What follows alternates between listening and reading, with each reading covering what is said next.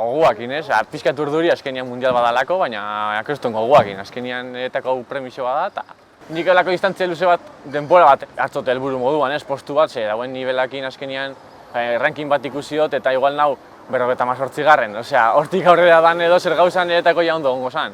Baina, bueno, 10 ordu inguruan ibiltzen banaiz, ja horrekin nahikoa. Bakoitzak bere nahi txendao.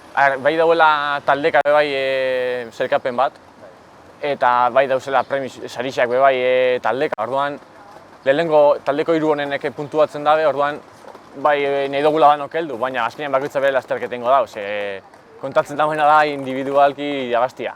Dira 82 kilometro eta daka 5.300 positibo edo. Eta azkenean Pirinotako terrenuan gogorra da. Ez da bide klaro bat, teknikua da, 2000 metrotik gora denpora bastante. Bi aldiz ikusi dute rekorrido guztia eta lehenengo 40 kilometrotan tranquil urten bia da, ze ez dauenak ezagutzen, eta paso bitxen bada ez da helduko metara, hori seguro.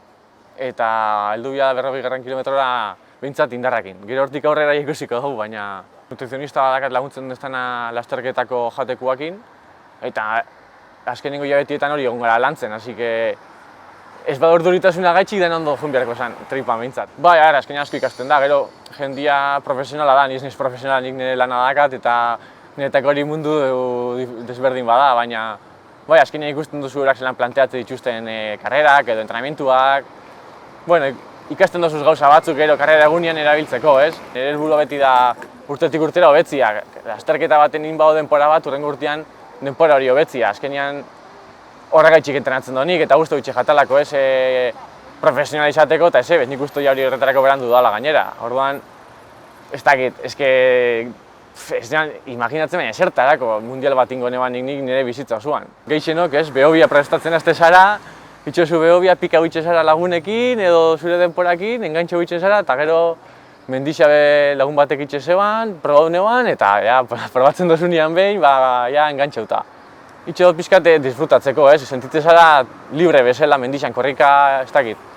Forma zauzenean sobretodo asko disfrutatzen dozu, ez dakit, Nikolan ikusten dut mendixa, kompetizio gustatzen jata, logikamente, baina ez dut ikusten, ez dakit, hemen nagusia baina izendian ez dut ikusi, korrika itxe jarraitzuko dut. Ez ezin badut kompetitu, baina jarraitzuko dut korrika itxen, kirola gustatzen jatalako. Nire badozu lasterketa baten apuntau, zabaltze duten momentuan ez bazara apuntatzen, seguramente kanpuan geratzen zara, ontxe bertan, eta dira 400 pertsona, edo batzutan 1000. Lehen hori esan pasatzen, ez dakit. Ni hasi nintzanean, apuntatzen zinean tranquil, hilabete balena eta nahikoa zan. Errespetuak egin dan ondako lekua.